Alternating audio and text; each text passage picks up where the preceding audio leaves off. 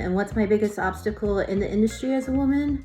For me, I think it's staying relevant and getting the same opportunities.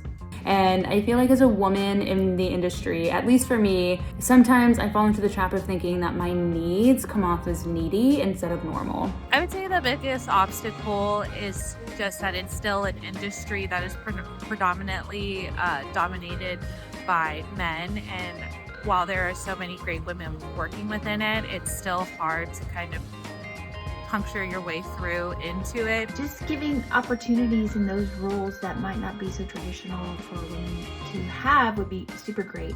Because as women in the industry, it is more difficult for us to find our place, to be taken seriously, to get the jobs and land the roles and uplift each other. That's incredibly important. But I also think in terms of diversity and inclusion and equity, we have to continue to create larger villages of women so that our voices can't be ignored, our stories can't be shoved under the rug, and that when they're told by us and with us. And when we work together, we end up with a really amazing film, really amazing groups.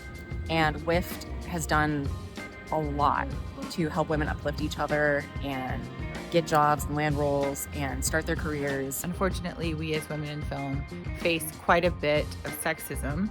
And I founded this chapter because we're joining a global movement, and hopefully gender parity is in our future. Women in Film and TV addresses it because we have our networking events, we have our internal Slack channel where we're posting jobs and brave conversations and listening in. We also hire each other on our sets. With our mentorship program, we also, if we wanted to try to go into a different field, we know that we have women there to support us in making the transitions that we'd like to do.